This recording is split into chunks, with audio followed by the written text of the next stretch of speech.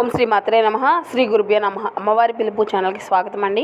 ఆ అమ్మవారి యొక్క ఆశీస్సులు మనపై ఎప్పుడు ఉండాలని మనస్ఫూర్తిగా కోరుకుంటూ ఈరోజు వీడియో అయితే స్టార్ట్ చేయబోతున్నాను ఫ్రెండ్స్. ఈరోజు వీడియోలో అమ్మవారు మనకు తెలియజేయబోయేటువంటి సందేశం ఏమిటి అంటే, నీ మనసుకు నచ్చినటువంటి ఒక శుభవార్తతో నీ తల్లి రేపటి రోజున నీ ముందుకు రాబోతుంది. ఈరోజు కొన్ని మంచి విషయాలను నీకు ఈ సందేశం ద్వారా తెలియజేయబోతుంది. అవి ఏమిటో తప్పకుండా తెలుసుకో.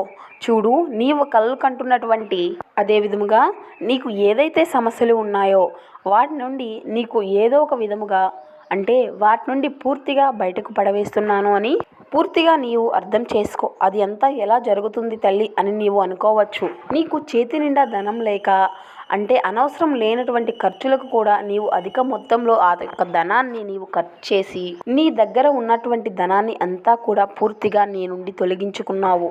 మంచి చెడు ఆలోచించకుండా ముందు వెనక చూడకుండా నీ దగ్గర ఉన్నది అంతా కూడా నీకున్నటువంటి అతి మంచితనం ద్వారా నీ దగ్గర ఉన్నది అంతా కూడా పోగొట్టుకున్నావు.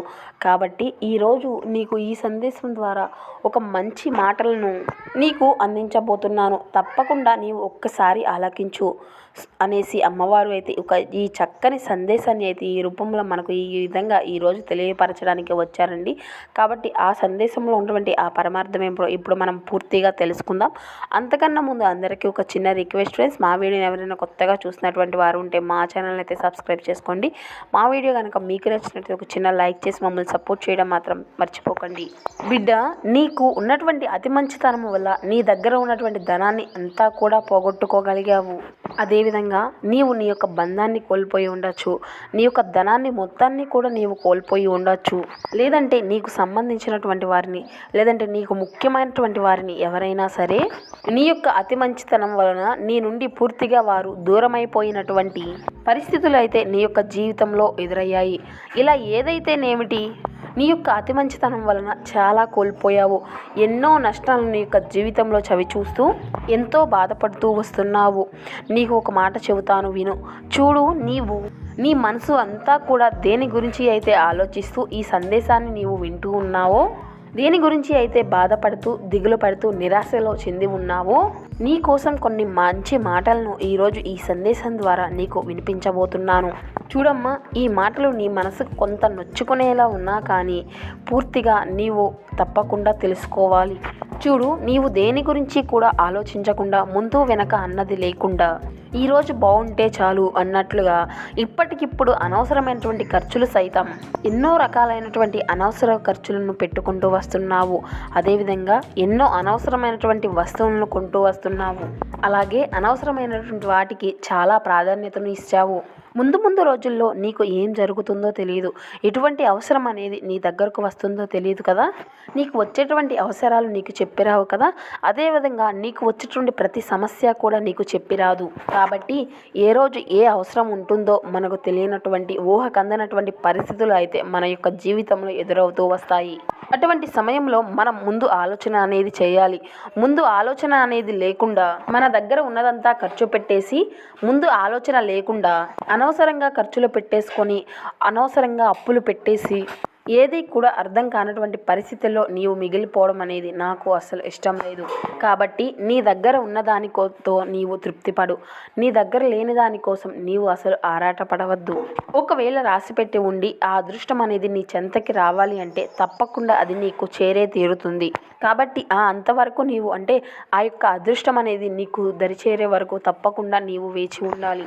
అంతేకాని నీవు దేనికోసమైనా కానీ లేదంటే నీకు అనుకున్నది నీకు జరిగినట్లుగా ఉండిపోవాలి అని తొందరపాటుగా నిర్ణయాలను తీసుకుంటే నీవు ఆరాట పడితేనో నీవు అనుకున్నవి ఏవి కూడా జరగవు.